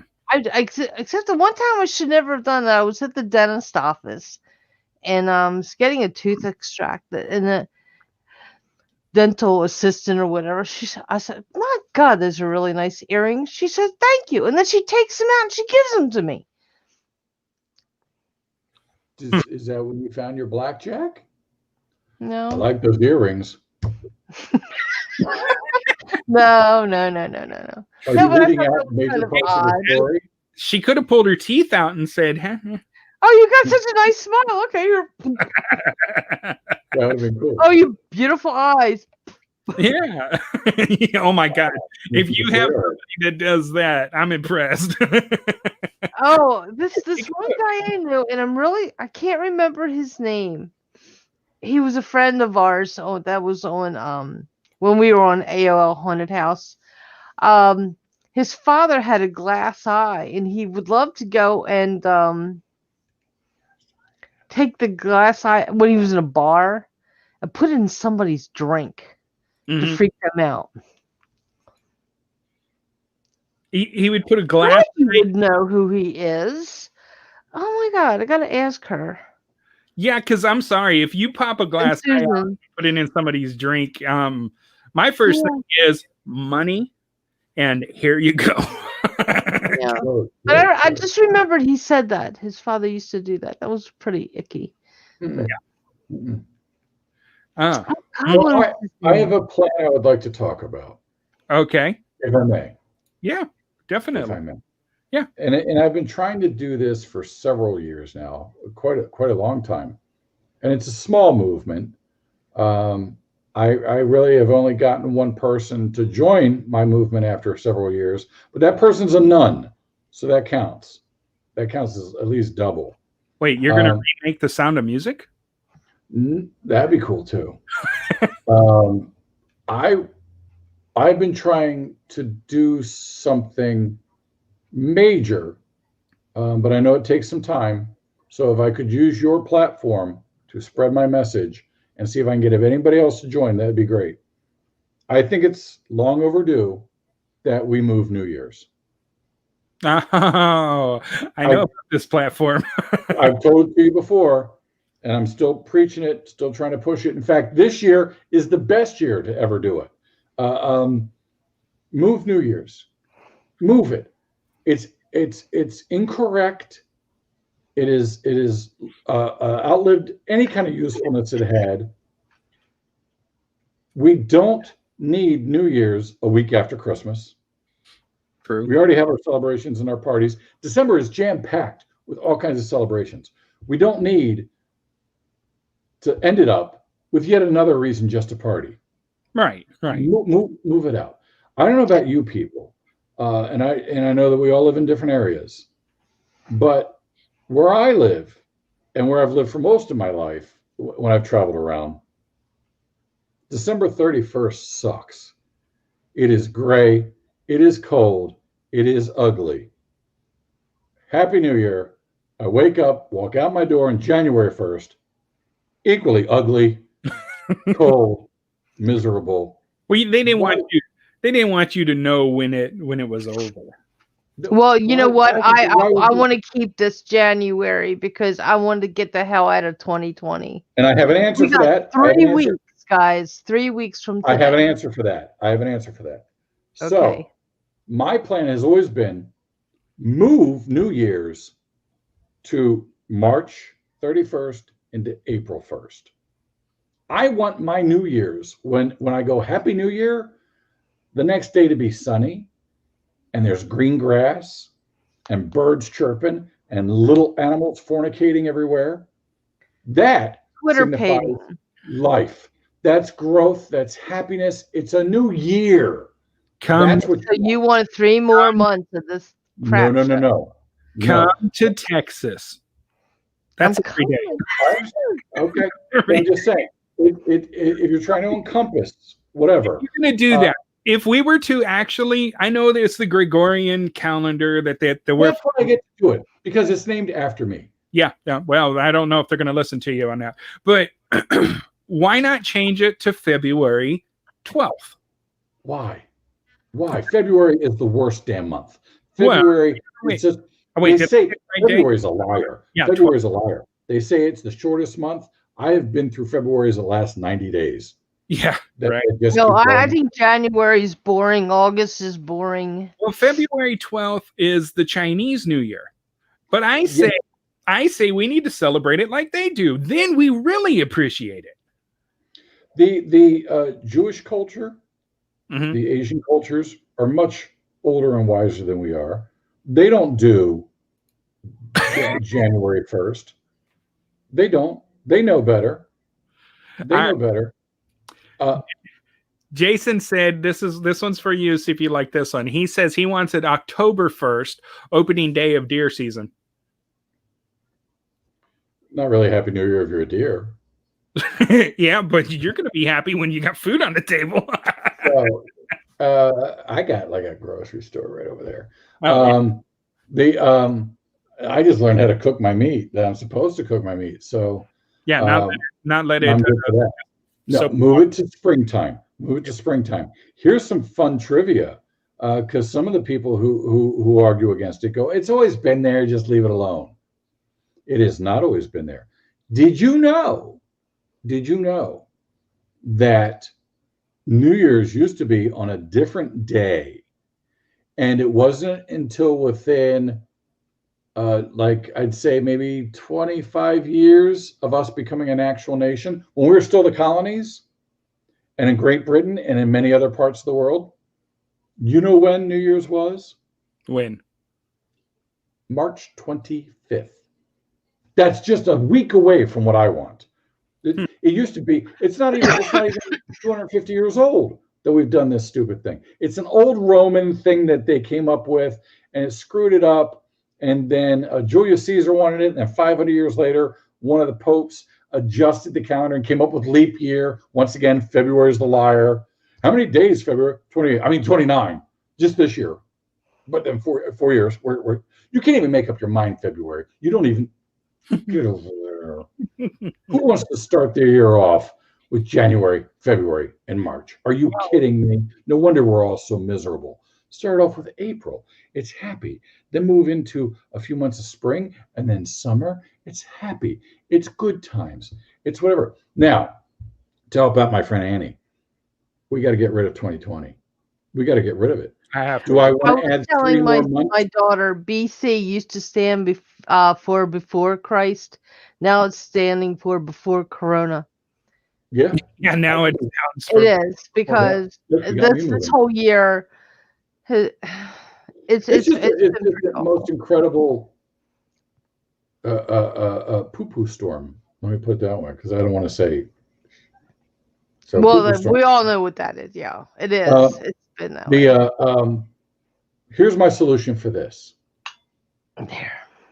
Nobody wants to extend this year 3 more months. oh And I god, understand that. Yeah. So on December 31st, everyone party your butts off. Say goodbye to 2020. And we've all had that horrible relationship somewhere in our lives that either you've had the courage to end it or it's been ended for you. And the worst thing you can do is just jump right into another relationship. That is the worst thing. I say that we take January, February, and March and just decompress. Just don't even count those months. Just leave a nice space to get that stink out of the air. Open up the windows and fumigate 2020 out. Because if you end it on December 31st and then the very next day is January 1st, the stank is still there. yeah. It's still there. Take 3 months. Just let that go. Just let that go. And then start my new year on April 1st. Okay. You got a comment there, Greg. That's right. That's right. It was like Gregory the 97th or something. So I've got claim to this all across the board. The calendar is named after me. The Pope that did it was named after me. So Yeah. Chance. Yeah. TJ's got my back. He knows. He knows. Yeah, TJ. I just think the world would be a much happier place. Who the hell wants to start the year off with January, February, March? Do you know what? Do you know why it's January? You know why they picked January? Because the Romans, their god, one of their fake gods, one of their 27 billion gods they worshipped, Julius Caesar. was Janus or whatever his name, Janus. Yeah. No, actually, New Year's named Day was celebrated on January 1st for the first time in history as the Julian calendar takes effect. Yeah. Soon after becoming Roman dictator, Julius Caesar decided that the traditional Roman calendar was in dire need of reform. Yeah, that's an ego thing. That's a dude that's just saying, and they named it, and they picked January for the reasons of all. The god that January is named after is the god of beginnings. Yeah. So they said, well, then if it's the beginning, that's when the year starts. And you were talking about opening the windows and or let it go. That's what it was. You said let it go. And Jason says I let it go, and the wife complains of the smell. Jason, you know exactly, and your wife especially knows what I'm talking about. It takes 3 years to get rid of Jason funk. Yes, it does. I'm trying to do it in 3 months. I can only do it in 3 months. So let's December 31st say goodbye to that guy. Get out of here 2020, but don't just jump into the new year because it could be just as bad. It's going to be just as bad. Just take some time to you know what you guys need? You guys need you time. You guys need you time. I totally agree with that. Just spend some you time. We also I hear about the doctors prescribing a new medicines and stuff because everybody's suffering a new kind of fever. It's called cabin fever. And the solution to that is, like you said, you time, but not cooped up in the house anymore. Oh, I know. Find time to take a walk. Find time to go to other places to just get, here's a true fact. We actually need X amount of sun per day or per week, I think it is. I can't remember. But so we can absorb the vitamin D. When we stay inside for far too long, we lose that absorption that we need, and we almost have to literally be on vitamins for a long time because we're trying to restore what we're losing. So it's important to make time to get outside and do things. But I mean, God, I know we were talking about it last week. You got a mask on, people can't see you smile. So, you got to do something different to just kind of put an ounce of cheer into people's lives and help them out, make things better for them. Look, I have to call him when I'm feeling down. Who does he call? Ghostbusters? You didn't call me. No. I get the car warranty dude, the guy who wants to buy my house, and somebody who wants to clean our air ducts every day. Well, yeah, I mean, you could always say, would you like to hear about our Lord and Savior, Cthulhu? Actually, I told Tom the next time I'm going to start flirting with the air duct dude. See if you get a discount. Hey, baby, you've really got a nice voice. Putting on a 900 voice. Clean my vents. Yeah. I'm telling you, he keeps calling every. That is, I will say, that's the highest I've seen you hop out of that chair so far. Yeah, well, you finally talk about the air duct guy, and she's like, "Whew!" I thought she sat on one of the cats. Oh no, they're not allowed in here while I'm in here. I could open the door because Mika wants to come in. You can see her, Mika. She said, Debbie, let me ask you this. So let's go the way it is. With December 31st. And then we got January 1st. Right. It is 2021. Does anyone think that the virus and everything else knows the calendar? No. Does anyone think everything we're going through is going to stop on December 31st? No, it's going to roll, right? So what happens when we get January is still the same, February is still the same, we're like, 2021 sucks too. With my 3-month gap plan, things can happen in those 3 months that we put some distance between it. So we don't even think about 2021 until April. By then, it might be a little better. Well, okay, look, I'm going to say it like this. I think that when we go into 2021, I know for a fact we're still going to have this dragging in. Come on. It drags all the way in.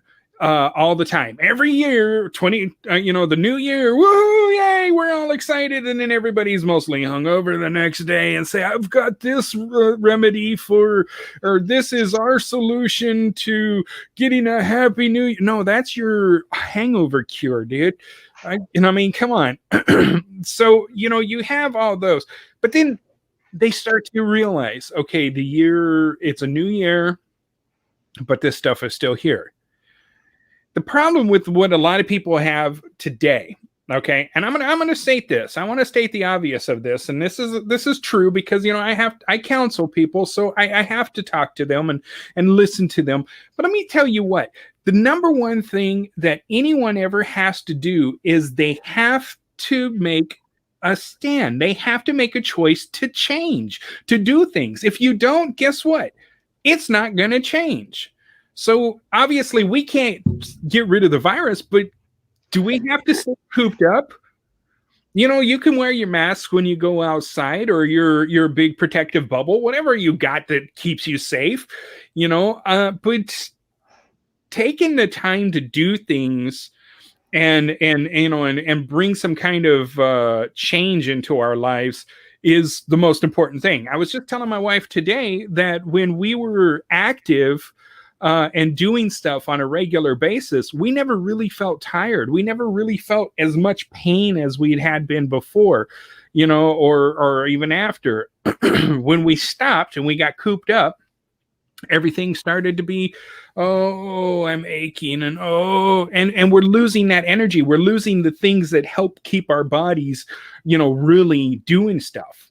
So if you think, I mean, I know the sun has a lot to do with it, but think about the other stuff that we miss that we need. And, the only thing that's happening now, as I said, people want to ban Rudolph. People want to ban the song Baby It's Cold Outside. Why? Because they have nothing else to complain about anymore. That's what it is. But a lot of this stuff was happening even before the lockdown stuff, though. Well, look, I think that's more kind of a generational thing. Uh-huh. I like this comment. Cutting Edge says that the problem is the world is trying to change us, not for the better. Maybe the goal is not to change. That's actually a very good comment. In a sense. No, they make a good point. It really is a good point, because it's like, okay, enough. Huh? Enough. Enough of this stuff. Let's just do what we do, and we'll be happier. Well, I hate this. This is driving me crazy. I always relate everything back to underwear. Yeah, you got the candles going, don't you? And the underwear scented candles. That's always the first go-to when I evaluate anything. You know how well when I hear somebody say, "Don't change," he sent me his own personal underwear scented candle. There you go. So I know. No, I don't. I think there's definitely how can I put this? I think there's a difference between change and just moving forward. Mm-hmm. Mm-hmm. And the difference is, and I think Cutting Edge TV has a point. There are factions of people who want to change everything. Right. We want to change the world. We want to change this. We want to change that. We want to change everything that ever happened before we were here on this planet, because everything that happened before on this planet is why we are where we are now. So let's change it all, because I've been here since 1990, and it's just much better now that I'm here. Right. I don't think, and the thing is, when you're young, you do want to change everything because you want it to fit where you're going. It's easy to look behind you when you weren't there and say, "Well, that was stupid." Yeah. Well, Andy and I always say, "Oh, it's so much better that you're here now, Greg." You guys are so drunk. But He's like, I don't think it's so much, we don't have to change. We don't have to erase everything from the past. We don't have to. I mean, I'm not going to get too political with all the different statements, but we know what things that have changed and things that have been torn down and struck and just deleted. From the past. You learn from the past, so move forward from the past. If you don't like it, move forward. You don't, if you didn't like something that somebody did in 1970, instead of going back and persecuting them for it or digging up something or whatever, just say, okay, that's what happened then. We know better. Move forward. Yeah. And I think there's a difference. That's common sense. Well, there's a lot lacking nowadays. Well, so we go back to the thing. Look, I'll tell you what, I've learned, a mentor taught me this, that, treat everybody good, because you really don't know who they are.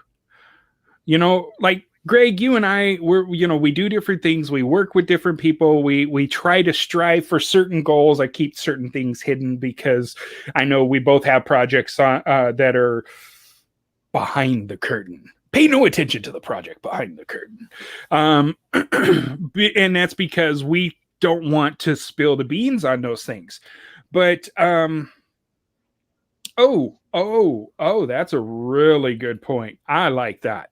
First, teach people to actually look at the past.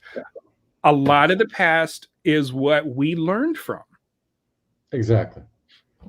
I like that point, Cutting Edge. Very good. I like that. But my mentor always said, treat everybody good, because you never know who they are. They could be that next producer for your movie, or they could be the next publisher for your book, or they might be the person who's watching right now and says, we love what you're doing. Would you make a full-time show on that on national television? You don't know. So that's why I say I think what he actually taught me is a very good statement. Treat everyone great with respect, because you just don't know who they are, and you don't know how they could change your life or how you could change theirs. That's a good point, but I would also like to add to that. Okay. Because that's a very good lesson. You don't know who they are, but you should also treat them that way, even if they're nobody. Well, I agree, but I don't think anybody has if it's a high school janitor and that's all he's ever going to be, and whatever. I didn't want your and I know you didn't mean it this way, but for some of the people listening, you shouldn't think I should be nice to everybody because they might be somebody valuable to me. That's the Santa Claus Rudolph thing. That's the Santa Claus Rudolph thing. Oh, I need you now. We're in a blizzard and you're the dude with the nose. I need you now. I like you now because you're somebody. Right. But I kind of just go by the theory, not theory, but just the rule that I'm nothing special.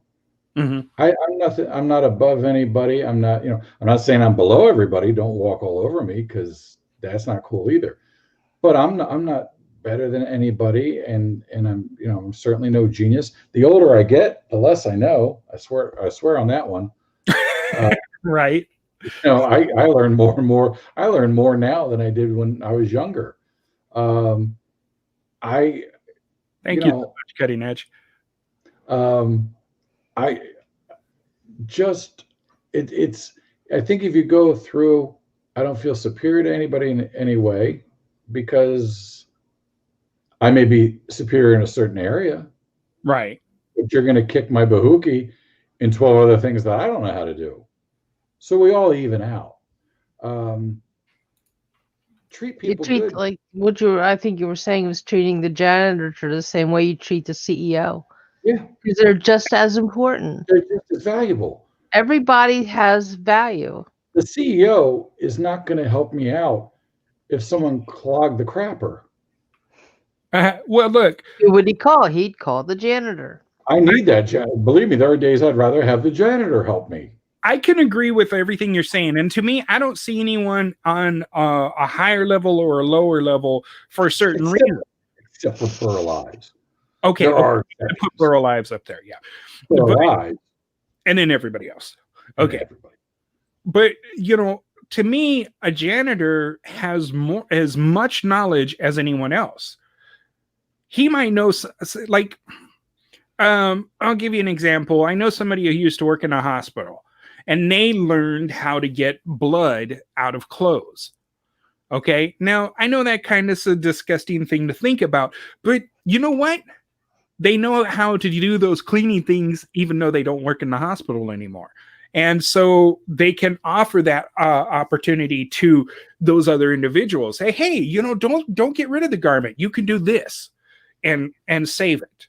And it's something that you could throw around, because you think about it, they can offer knowledge that we don't have. Everybody has a certain sense of knowledge that they could share, and so no matter what we go through, no matter what kind of problems we have in life, we look at the opportunities that are there and the opportunities that can be bestowed on us or blessed on us. And then we turn around and we can offer those back, not try to shove it down somebody's throat, but if they're in a time of need and we can offer some kind of help, then that's not a bad thing to do. Look at this year. I know you weren't part, or you were actually part of the Radiothon. Yeah, and we were able to feed 8, well, technically 9 families for Thanksgiving because of it. Oh, very cool. Yeah. Very cool.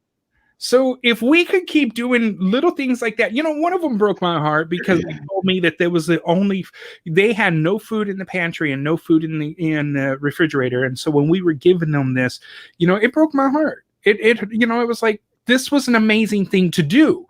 And, I always want to do that. When we did the backpack drive, when we did the breast cancer awareness event, we constantly do these things. But I'm the one that's sitting here, me, I'm always thinking, how can I help somebody next?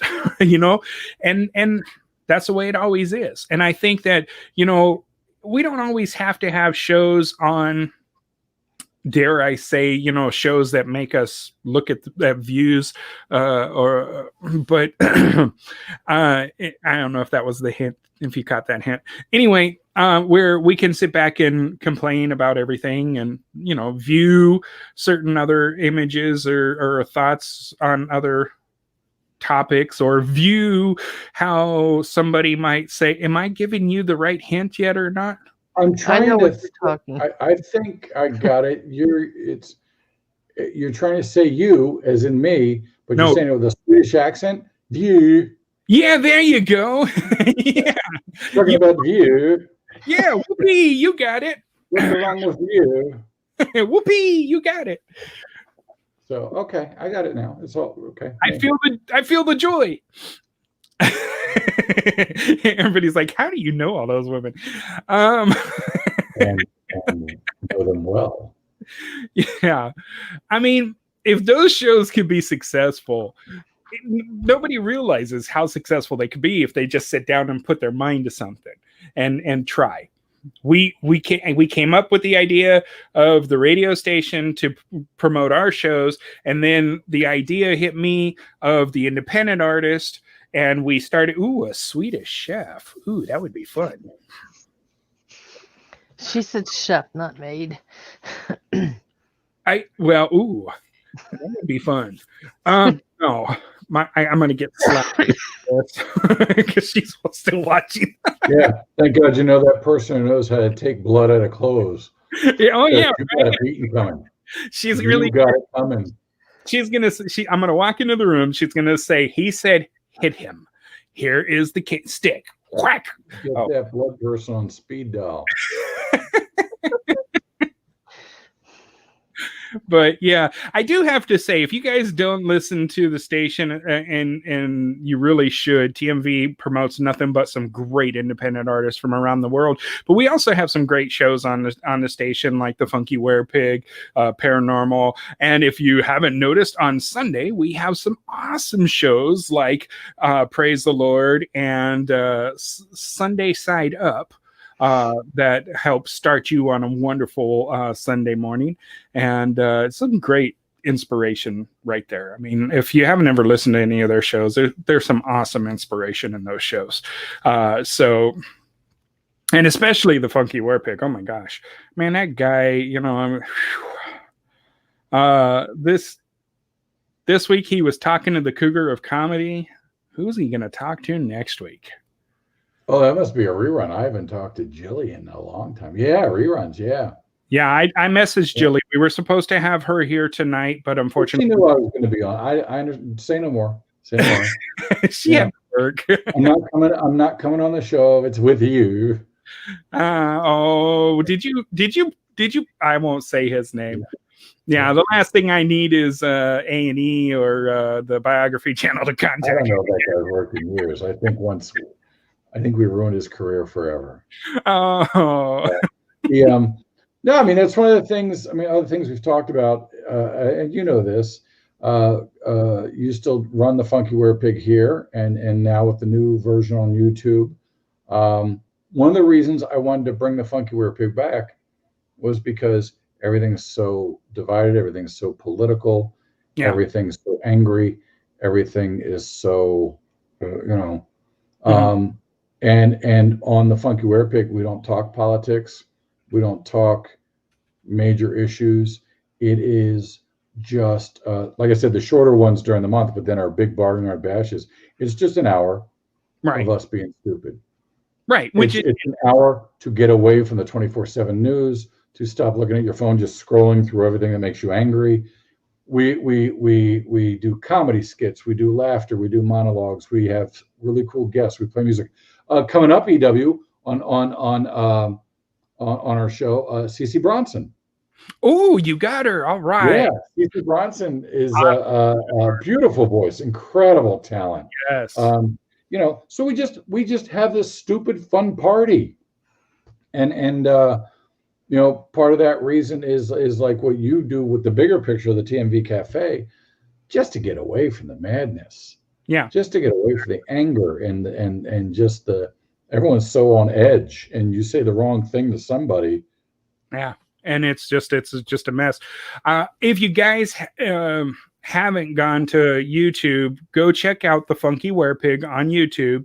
You can check out all the shows, the people he's interviewed. He's interviewed some great people, from Adam Ezra to Kalila Smith. You know, I mean, Last month we had a buddy of mine, Michael Ronan, who's a longtime stand-up comic, hilarious dude, and at the same time a very big inspiration. He was born with cerebral palsy, right, and he just doesn't let it get in the way. right. You know, he's a very cool guy. I have Casey Lansdale coming up for our December show. Ooh, you're still talking to Mr. Lansdale, are you? Well, definitely his daughter. She's no, she's an incredible talent. She's one of these people that she's an actor, she's a writer, she's a singer. She's cut a couple albums. She reminds me of Reba McEntire. Well, let me tell you guys before we run out of time, there is some great news for 2021. It looks like if things keep on track, we will be a part of the Hell's Kitchen radio tour again. So we're keeping our fingers crossed and making sure everything works in that order. We will have that cooking show that we're going to be putting together. Well, I will be putting together and putting out for us as well. And there's a couple of other wonderful surprises that we've got in the works for people, as well as if you know music artists, let them know that we are trying to get as much of the music as we can in here so you guys can constantly hear them. But as of January, we will start doing the artist of the month each month, and then the overall winner or overall person for the year will get their music award right here. Yeah, which is Artist of the Year, but it is going to be called the Ernie Fowler Artist of the Year. Okay, so and that's in honor of the very first artist. So you guys know them. Please make sure you tell them to hit us up. We do have a special email now for all the submissions, and because we're just so inundated with so many submissions. Well, that's good. And we have one more show next week, and then we will go on our holiday break and come back in the new year. So which will be not March, but yeah. I'm sorry, sweetie pie. Don't look at that sticky note. If you want to celebrate in January, call me in April and tell me how upset you are. No, they're there. They're right here. Yeah, that's all the people who were saying. That's all the people who say I just paid taxes. Oh, and I'd like to say one more thing real quick about the TMV Cafe. The world right now needs to laugh, and the world right now needs music. We need these things, and everybody knows somebody who has a band or is a singer or some kind of talent. And one of the coolest things about TMV Cafe, and I was blessed enough to be a part of it when it first started, TMV Cafe has turned into a gigantic home where if you know any of these people with music, you know, and they're not getting on the FM stations, they're not getting on satellite radio because you're not one of the bigger people. You can be with TMV Cafe.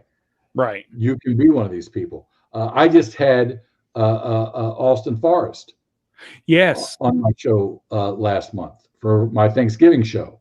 Austin is amazing talent, amazing dude, And we met him Yep. because TMV Cafe does indie music. The one man.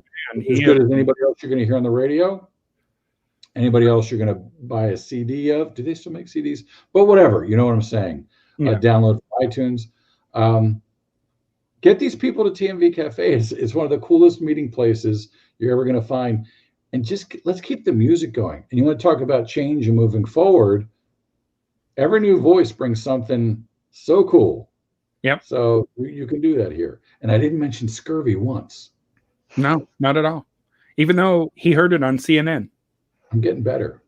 Yeah. All right, guys. Well, thank you, Greg, for joining us. Miss Annie, again. For those who might not see us next year or next week, if you don't come around, we do want to say happy holidays, Merry Christmas. Merry Christmas.